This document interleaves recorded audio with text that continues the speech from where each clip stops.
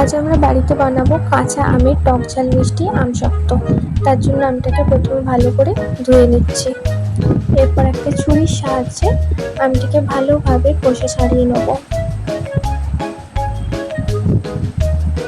খোসা ছাড়ানো হয়ে যাওয়ার পর ছোট ছোট কিউব করে কেটে নিয়েছি। একটি পাত্র নিয়েছি, তাতে কিছুটা পরিমাণ জল নিয়েছি এবং আমটা সিদ্ধর জন্য দিয়েছি।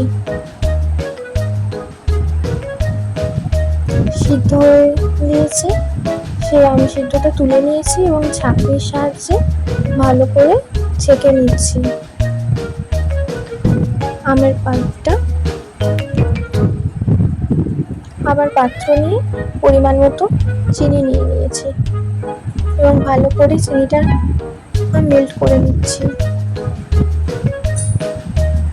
বাদামি রং ধরে যাওয়ার পর কিছুটা পরিমাণ জল দিয়ে নিচ্ছি। এরপর আমের পাল্পটা দিয়েছি এবং ভালো করে নাড়াতে থাকছি।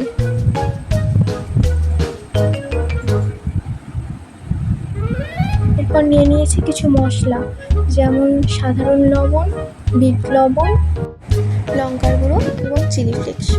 তারপর ভালো করে সেটাকে একটু গরম করে নেওয়ার পরে বড় সাইজের থালা নিয়েছি এবং তাতে সর্ষের তেল মাখিয়ে এইটাকে ঢেলে দেওয়া হয়েছে।